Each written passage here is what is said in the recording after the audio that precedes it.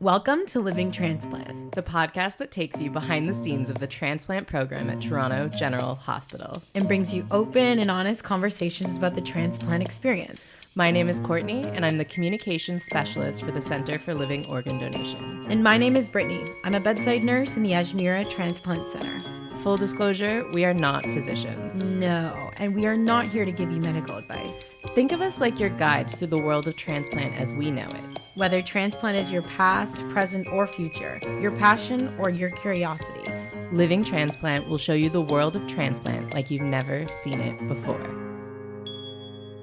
I don't know if you're seeing a common theme within these interviews that we've done, but the word miracle or miraculous keeps coming up. Like Jamie was saying, it's a miracle to be able to get this gift, and it really, as maybe corny as it sounds, it is true that this is just literally a gift that these people are getting from another person. Absolutely. I think miracle and miraculous are things that are overused or used inappropriately. Yeah. But I think when it comes to taking an organ out of someone else and putting it into another person so they can, get back to more or less their normal life, that is amazing. That is miraculous. Yeah. And to be able to see them even post, like what I was saying to one of our other guests yesterday, he was like, "Oh, I'm not sure if we've ever met." I go, "Yeah, I'm not sure either, because I may have seen you when you're sick, but now seeing you as a healthy individual and walking around, I may not recognize you because you look so great." Yeah, it's life-changing. It's so drastic, especially when you look at recipients. It's incredible. I think that it's great that we're able to sit down with these people and not necessarily make light of the situation, but just show that it's not all dark and that there's a lot of good parts that come out of the donation process. Transplant is an experience. Obviously, I've never experienced it, and no question that it's really, really difficult, but it is really heartwarming to talk to people who it's in the past for them and to see them be able to laugh about it, be able to talk about it with ease and comfort. I think that's one thing that I really want to accomplish in sharing these stories. We both do, is to help people realize that it will get better. Like, it's going to be really hard for whatever part of the journey that you're in and maybe a little while after, but it will get better. You will be able to laugh about it.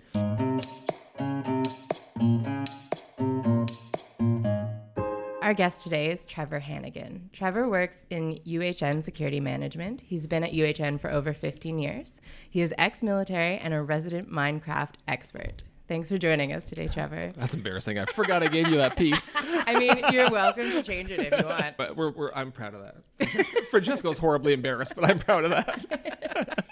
So we usually start this by asking people, what is your connection to transplant? But because you're part of UHN, I thought maybe we could start with you telling us how you came to work here.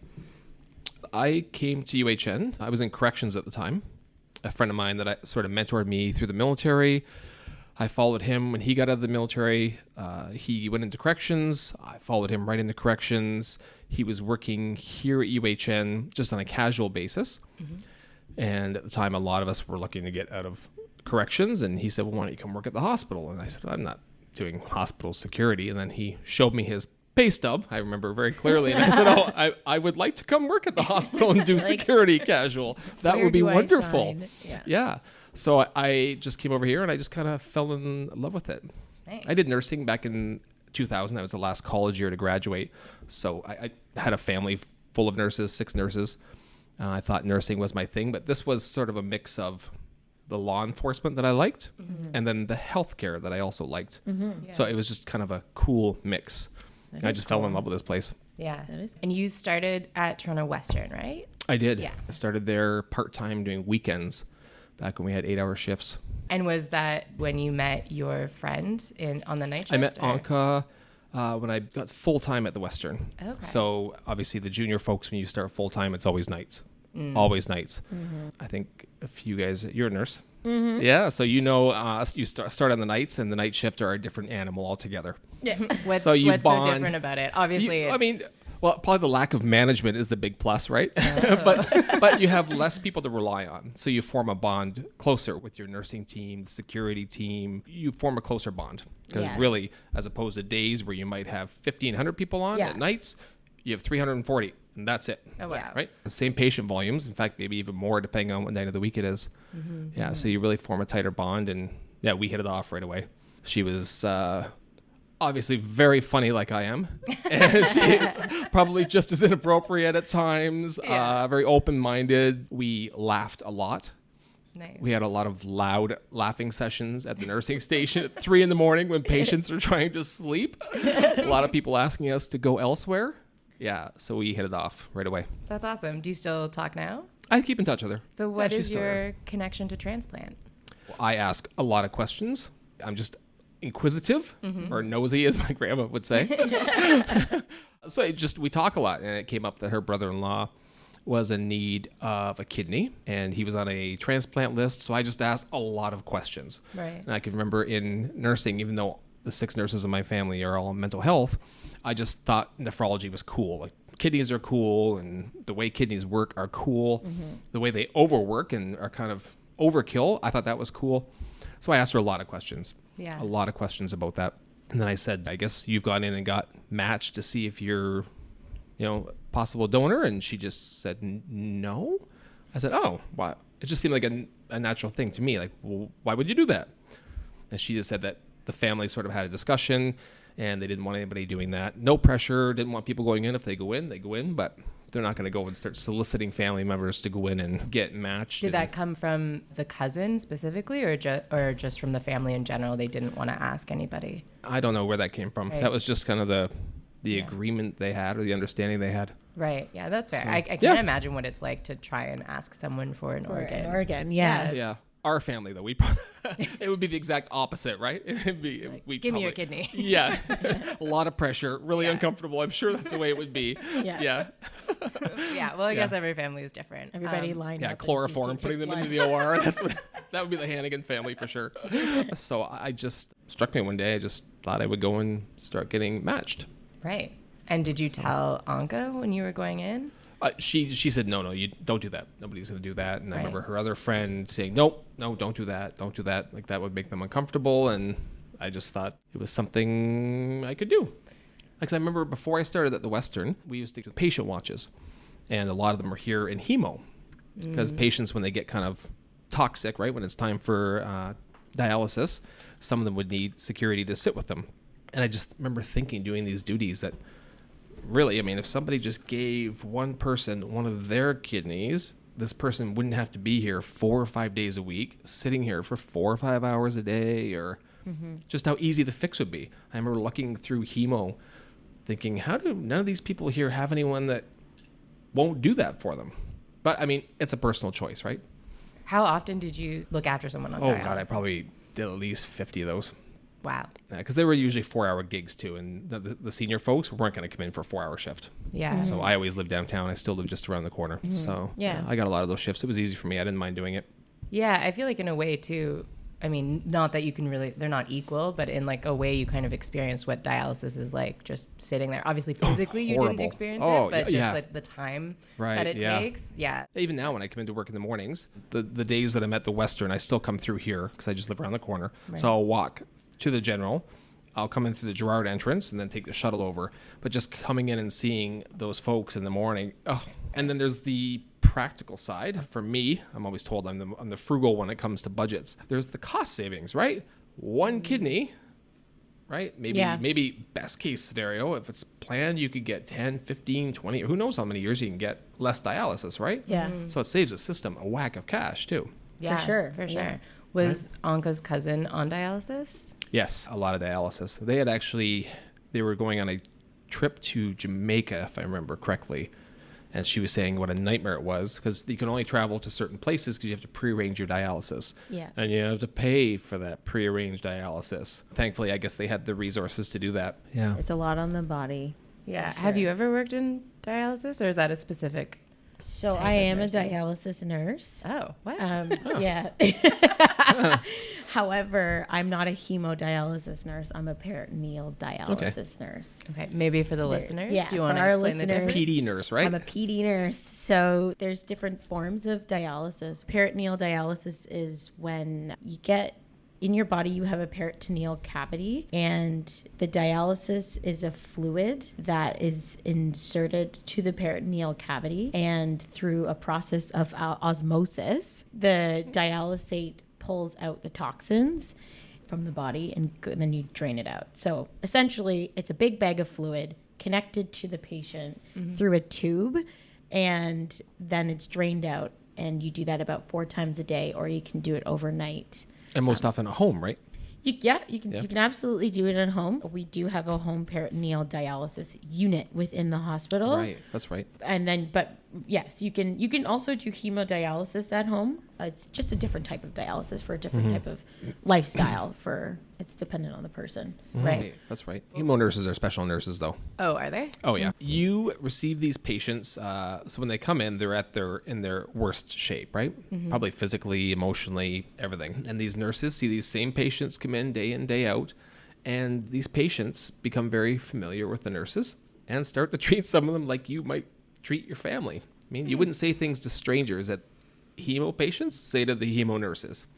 Right. We go to a lot of disturbances there, and a lot of the hemo nurses don't report because it's daily. Like, they receive this on a daily basis just because of the bond you form, right? You get more comfortable, you behave differently. Right. And it is a special kind of nursing.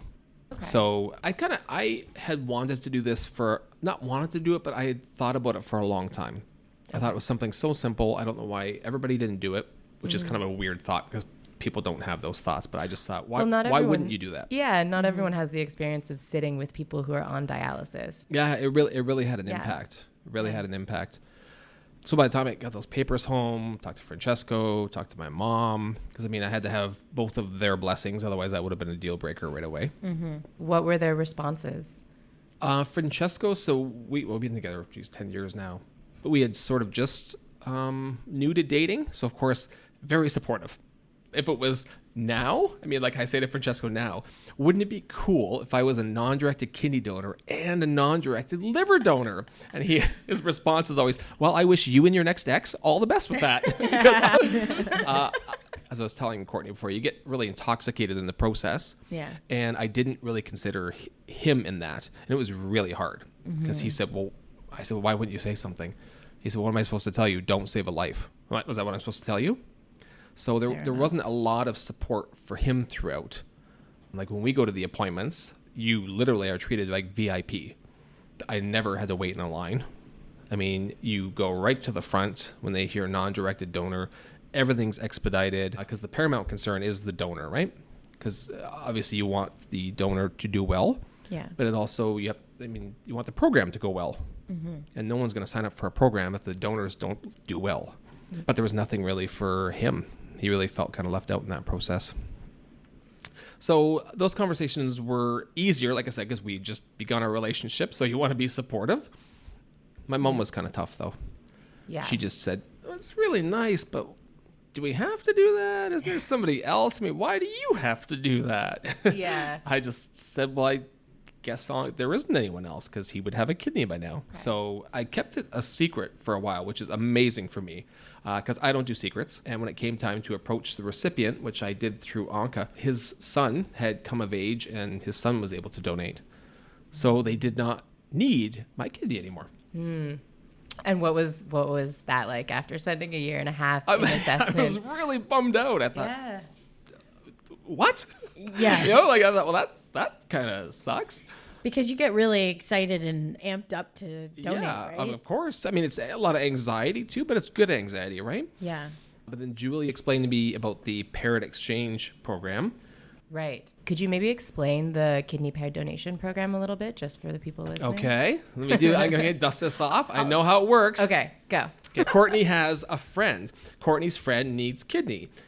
Courtney is more than willing to give her kidney to her friend. But they are not a match. So then we have Paul, my manager. Well, that's not a good scenario. Paul has a friend. Paul wants to donate to his friend because his friend needs a kidney, but they're not compatible. Sad face. So in this example, we'll take Courtney and her friend, Paul and his friend. Courtney is a match for Paul's friend. So Courtney contractually agrees to give her kidney to Paul's friend. And then somebody else. You get more pairs who are matched. It's like a little domino chain. So they match them up. And then at the very bottom, you're left with a pair, somebody who has one more kidney to give. That person, Which was you. Is that right? Yeah, I think so. When there's a non-directed donor involved, because there's open chains and there's closed chains. So you're part of an open chain. So I start the chain. The chain is ended with the pair down at the bottom with the extra kidney left to donate, and that goes to somebody on the wait list. That's how it works. Yes. Right. Yeah. And I mean, it's crazy that they can do it logistically because it's nationwide and they run the algorithm 3 times a year, I think. It's crazy. The timing is crazy. Yeah. I think the biggest chain is 23 pairs. That's a lot. That's a lot. Yeah, right. When I kind of wrap my head around it, and somebody does a cute little animated video with cartoons that shows you how it works, and then it went off. The light went off. I'm like, oh, that's cool. Why wouldn't everybody do that? Like complete bang for your buck, right? Kidney, and then somebody off the wait list. So that's awesome, right? Why wouldn't everybody do that? I thought, let's do that. How did Francesco and your mom react to you being like, now I'm donating to someone who I have no idea who random. Yeah. Well, he could see that I was excited. So again, very supportive. Very supportive. I think I'm very tuned into his emotions. If I felt like it wasn't a good idea, I probably would have bailed. I would have bailed for sure. But then at the same time, I was not as in tune to his emotions as I should have been. I was more, like I said, excited about the whole process. Yeah. So completely supportive. Yeah. He was completely supportive. Have you ever thought about writing to your recipient? I think the opportunity came up at one point and I opted to not. And I opted to not because I took a lot of time to think about it. Because you see these things on YouTube or Grey's television. Anatomy. Yeah, where they meet and, oh my God, it's tears and you're amazing and you're a part of my life forever. But then there's that piece where what if the recipient did not do well? What if the recipient died? What if the recipient does die? I know that would impact me heavily. Yes. Yeah. Right now, in my mind, she's going to live forever, and that's great for me, and that's where I want to just leave it at. Yeah, and I think in that way, non-directed donors have it a bit easier than people who are donating to, say, to a family member. That's not to say, it's not to downplay, obviously, like the decision to donate to a stranger, because that in itself is so courageous and amazing. But yeah, pros and cons to both. Yeah, I know post-surgery, there can be some mental health issues for donors, especially if they're donating to someone that they know and they're watching that person struggle through complications or what have you. So that's kind of nice that you just, you do your thing and then your job is to just recover and you don't have to worry about anything else. Yeah. Yeah. So I knew that would impact me. So I reluctantly said, no, I'm going to pass on that. Would you, if she wrote to you, would you write back? I could do. Yeah. That I could do, but I would want nothing identifiable in there. Of course. I wouldn't want to have any information. But it'd be nice to know how she's doing. Yeah. But I just didn't want to know who she was. How was your recovery after the donation? Like in this step down, or you were over at St. Mike's, right? Yeah. Yeah. How so was my interviews have always been like kind of rated F for family. So I can give you all the details now because I think it's important that people know these things. A lot of things they tell you, there's some things they don't tell you. So I woke up actually kind of maybe near the end-ish procedure in the OR space. Okay. Woke up Is that normal? So I woke OR? I guess it's not normal. It happens though. So I remember I just woke up in extreme pain and then I just remember this face, panic, and then that was it. I was out again. So I remember that. Poor guy. I'll never forget his face, this look of utter surprise. Yeah. So they tell you all these things that could happen, all these things you'll experience. The one thing that's very important to tell a boy is right after you get out of surgery, they put a bolus of fluids in, like a lot of fluids just to kickstart that other kidney, get it rolling. Yeah. And what they don't tell a boy is where possibly all that fluid may settle. Oh, I know where it goes. Yes. So I don't. I have a little disco nap. We're going to get there. Yeah, Waiting for it. Get there. So I have a little disco nap post-surgery. They dump the fluids in, and then I wake up, and there is a guinea pig between my legs. So my scrotum is not the size it used to be. It is extremely large. What? And that tidbit of detail was left out. So I showed that scrotum to anyone that walked in the room, whether it was the woman bringing breakfast, whether it was the housekeeper. I showed my scrotum to everyone saying, what is this? Please return it to its original size. Like when it came in, right? Oh my God. But literally, it's just a scrotum that increases, unfortunately. So it's like a little bird's egg in a robin's nest. So they have a really high-tech solution for it. The nurse literally came in and she took a couple of the juice cups and put them underneath my scrotum to prop it up. That's genius. And they drained out, and it was magically back to the size it used to be. Wow. That's very smart. Wow. But that's a detail you tell a boy. Yeah, you need to know that. Anything in this general real estate, as I'm motioning from my belly button to my thighs, you tell the boys about that. Yeah. So it's not necessarily a normal thing that's supposed to happen. It's just like it can happen where it drains into it's not coming out. Okay. It's just like a lot of fluid. It has nowhere else to go. Right? Yeah. But we make scrotal sacks. A nurse invented this, what do we call it? Like a sling. We make it. It's on the UHN website somewhere where you make, it's like literally step by step. We'll put it in the show notes. Yeah. It's really fun to make. It's kind of weird, but it's really fun to make. Scrotal sling. A scrotal sling, yeah. Like as new grads, we were like, okay, and it's like tied. It's like nurses' arts and crafts. Yes, it is. It is. She just came up with two little fairly That's juice really cups smart, and stacked two of them, put the guinea pig on top of them, and then guinea pig. just drained that down to its normal size. Well, good for people to know. Yeah. If you are donating, this might happen. Anything else? Any other things that you wish you'd been told? Well, I do a lot of laughing, so let's make recovery nice and serious, because laughing is right from the core. Yes, deep in the core, where they've just recently cut through to remove the kidney. I spent a lot of time on the floor because Anka, of course, came to visit me. So lots of comments and lots of laughter, and I would double over and fall on the floor. And Oh boy. yeah, laughter's a hard one when you have that. Yeah, you just have to read some really sad books instead. Right, or just not have Anka visit. Yeah, Oh, that'd be awesome too. Oh, Yeah. right. Yeah. Yeah. But no, I was there only, I think so, the day of 3 days. I went home on day 3. Nice. Awesome. Good. So no complications. No complications. I was back on modified duties at the start of week 4. And at week 8, I was back to full duties. What was it like once you went home? How was recovery at home? I thought it was great. I mean, Dilaudid and having Francesco and my mom waiting on you hand and foot. So that's amazing. But that's probably why his mother still calls me Principessa today. So apparently I was kind of high maintenance, but clearly their opinions and clearly incorrect. Yeah. I'm super low maintenance. Can't you tell?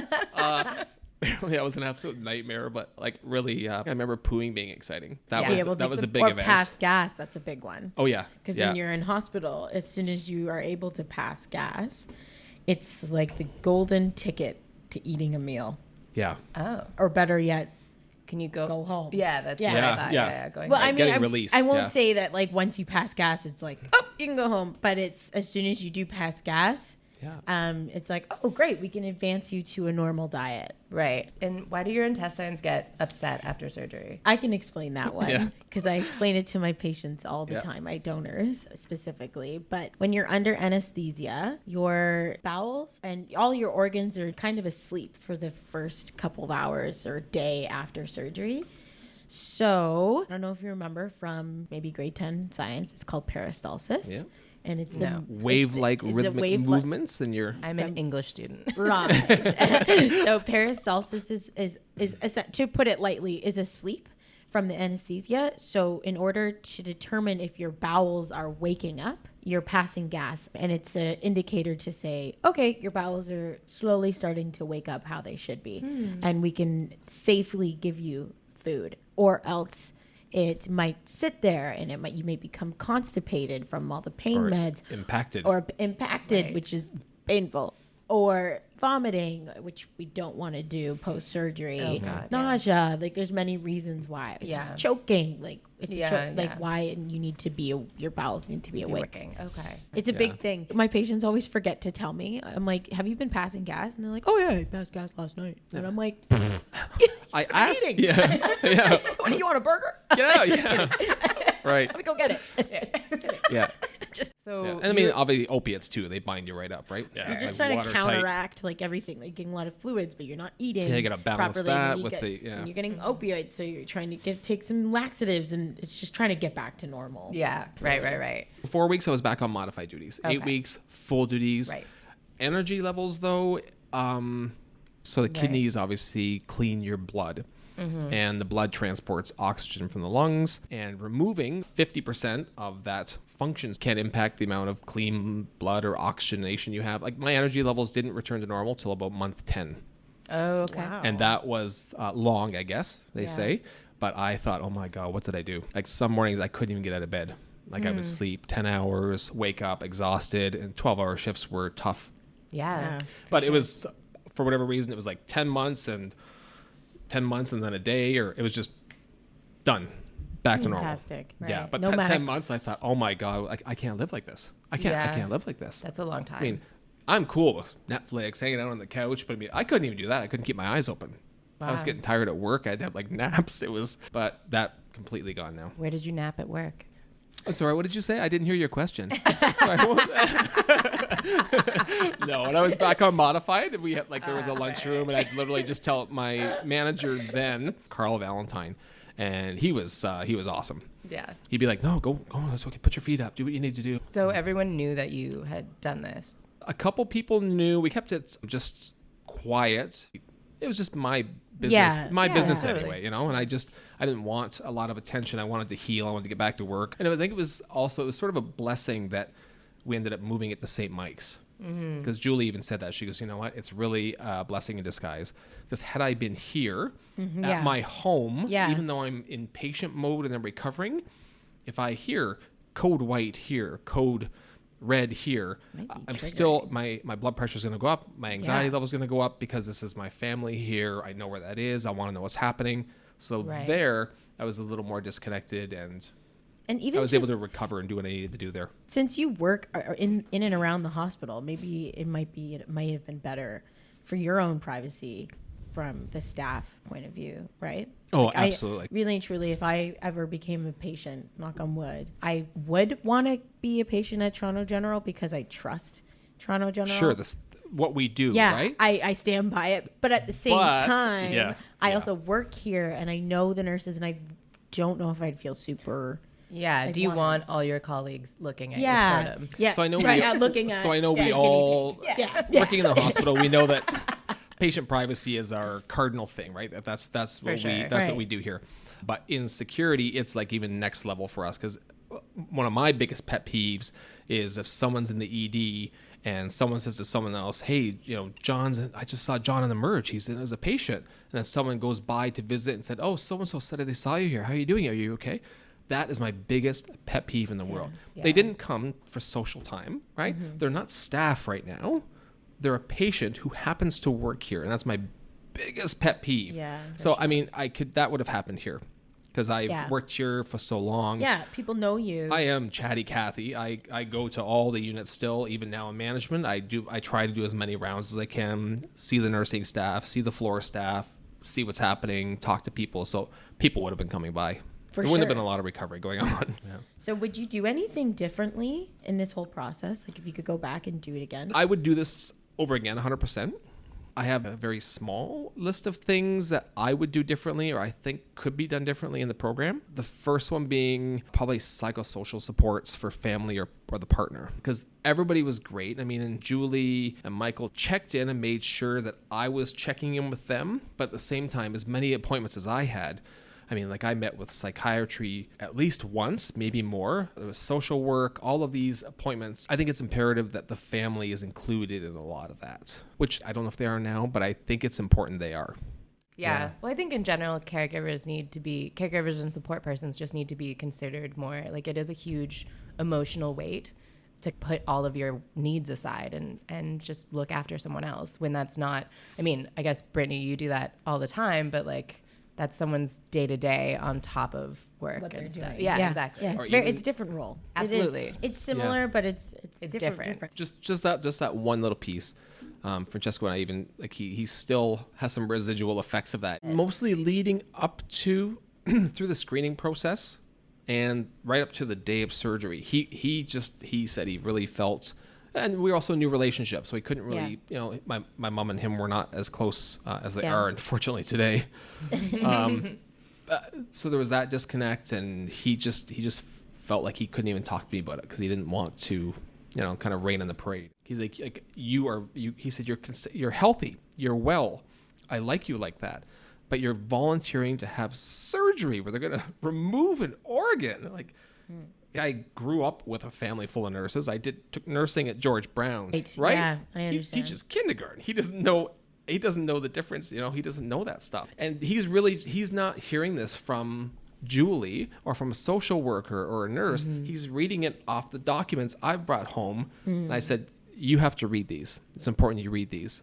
So it was really upsetting for him. It was hard for him. And I was completely oblivious to it. And I feel kind of horrible. Yeah. I don't know if it's something you can... It's all great now, yeah, right? But I mean, especially because, like I said, it was a new relationship, right? So I was completely just blinders, focused on this is what I'm going to do. And Right.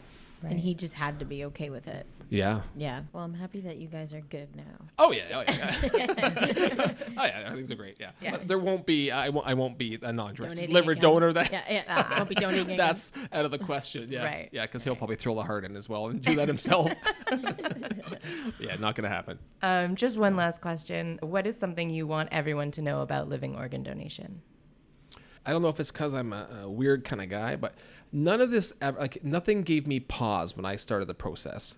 I had such faith in our people and the work they do. I didn't even second guess it. I mean, what did I say? It's not magic, it's medicine, but it's miraculous. It is miraculous, the work that our people do, right? Yeah. And it is. You just educate yourself a bit. This is what we do all the time. And it really does. Like they call it gift of life. Whoever keyed that phrase is genius. Because that's literally what you're doing. That's literally what it is. And it's so simple to do. Again, especially kidneys. You don't need two of them. You just have a little coin purse put in there or something. Keep your wallet in there, extra space. Do you feel lighter? No, I don't, unfortunately. Thank you so much, Trevor. Yeah, you're welcome, guys. Thank you. Thanks for listening to this episode of Living Transplant. If you have questions or suggestions for future episodes, email us at livingorgandonation@uhn.ca. Don't forget to subscribe, rate, and review Living Transplant on iTunes, Spotify, or wherever you listen to podcasts. And follow us at Give Life UHN on Facebook, Twitter, and Instagram. See you next time.